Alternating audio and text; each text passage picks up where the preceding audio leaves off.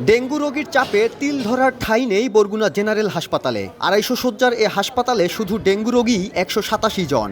ইতোমধ্যেই জেলায় 2000 অতিক্রম করেছে ডেঙ্গু রোগীর সংখ্যা। গত 24 ঘন্টায় 57 জন নতুন করে ডেঙ্গুতে আক্রান্ত হয়েছেন। এ নিয়ে জেলায় মোট আক্রান্তের সংখ্যা 2105 জনে দাঁড়িয়েছে, আর মৃতের সংখ্যা দাঁড়িয়েছে 20-এ। 6 দিন ধরে আক্রান্ত, প্যারাটিং প্রত্যেক রোজ কমতে আছে। খাইতে গেলে বমি আসে, জ্বর, দুর্বল শরীর। এই উপসর্গগুলো দেখার পরে আমি ডেঙ্গু টেস্ট করাইলাম। টেস্ট করার পরে আমার ডেঙ্গু পজিটিভ আসছে।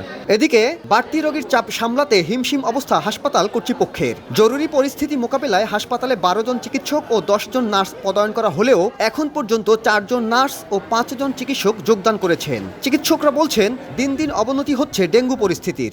বরগুনা অবশ্যই হটস্পট, কেসও বেশি, উন্নতি হচ্ছে না, অবনতি তো আমাদের কেস প্রত্যেকদিনই বাড়তেছে। এদিকে বরগুনায় ডেঙ্গু আক্রান্ত রোগীর সংখ্যা বৃদ্ধি পাওয়ার কারণ অনুসন্ধানে কাজ শুরু করেছে আইইডিসিআর।